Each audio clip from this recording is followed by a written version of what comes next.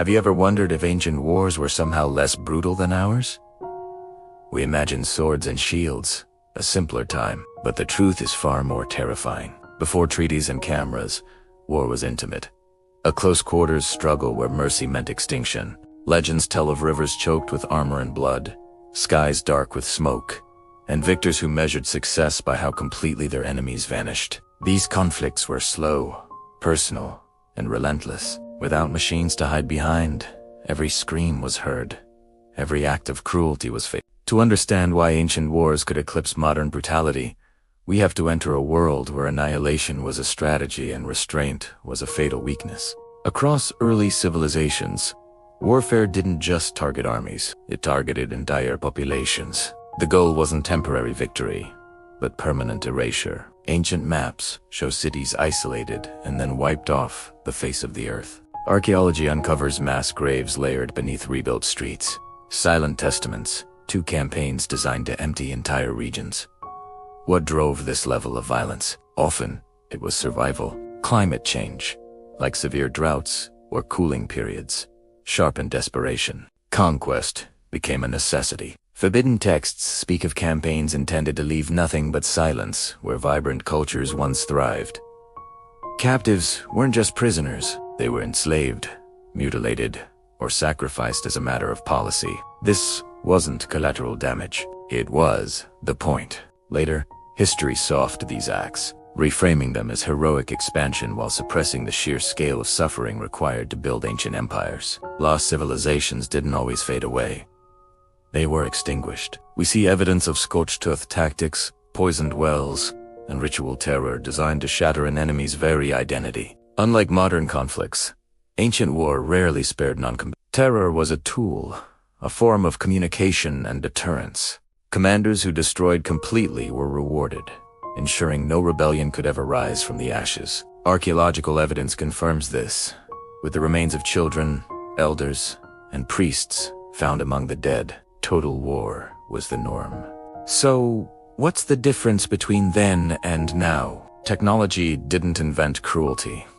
It just created distance. Ancient wars demanded a horrifying proximity, stretching suffering across seasons, not moments. The legends, the maps, the ruins, and the bones all tell the same story. Brutality was normalized, efficient, and culturally reinforced. The modern ethics of war we have today weren't born from gentleness. They were born from a horror so profound and so prolonged that humanity was forced to demand limits. How did ancient empires conquer the world? Not just with armies, but with a terrifying, standardized system of brutality. This wasn't chaotic violence. It was a refined method, repeated across continents, turning war into an engine of terror that ran with chilling efficiency. We've all heard legends of cities given one chance to surrender or face annihilation. But archaeology now confirms these weren't just stories. We find the ruins of lost civilizations, their disappearance etched into the earth as a layer of sudden silence. Their threats were real. Ancient maps don't just show borders. They reveal corridors of conquest, marked by ruin, not rule. Climate change made it all worse.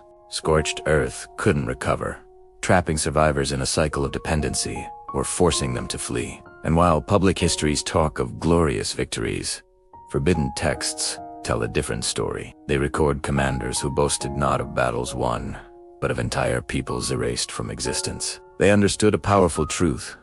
Fear travels much faster and farther than any army ever could. Siege warfare shows this cruelty most clearly. Cities weren't conquered swiftly.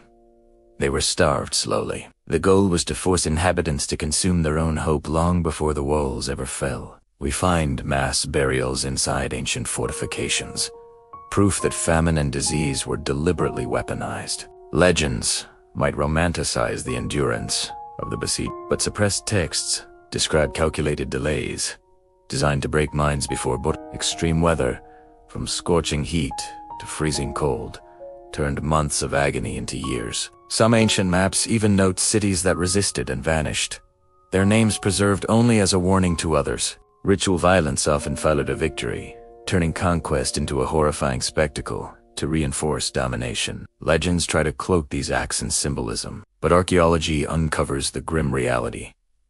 Execution platforms, sacrifice pits, and evidence of mass mutilation. These weren't random acts.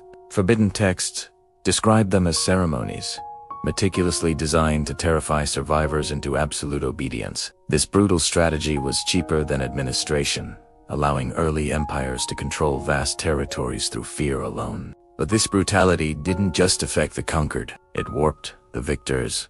Societies became conditioned to accept extreme violence as normal, even necessary. Training grounds show youths learn to kill early, blurring the line between soldier and citizen. While legends praise their strength, hidden records admit this led to desensitization and internal collapse. History was later rewritten to hide these cycles, presenting empires as orderly and stable, not traumatized and constantly on the verge of implosion.